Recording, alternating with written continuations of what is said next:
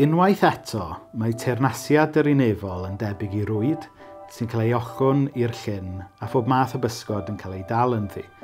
Mae'r pysgotwr yn llusgo rhwyd lawn i'r lan, wedyn mae'r pysgod da yn cael ei cadw a'i sortio, ond y pysgod diwerth yn cael ei taflu i ffwrdd. Beth sydd yn esbonio y da a'r drwg? Y da drwg yn y byd yn cwmpas ni, y da drwg yno ni yn hunain. Beth sy'n esbonio sut mae eryri yn gallu bod mor hardd, ond wedyn mae'n gallu bod yn le mor beryglus hefyd, lle mae pobl yn anafu a rhai pobl hyd yn oed yn marw. Beth sydd yn esbonio sut mae rhai o'r cerddorion mwyaf dawnus hefyd yn bobl sydd yn camdrin. Beth sy'n esbonio y ffaith am bopeth hardd, mae yna rhywbeth hagr hefyd yn torri ar ei draws e.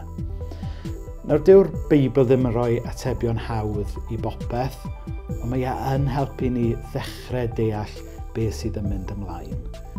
Mae yna bethau da i gael yn y byd, mae yna bethau da amdano ni, achos bod ni wedi cael yn creu ar lun a delw Duw.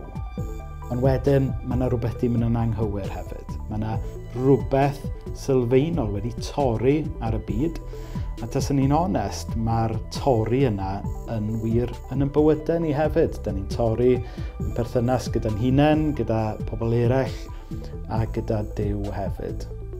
A'r term ar Beibl yn defnyddio i sôn am y torri yna ydy pechod.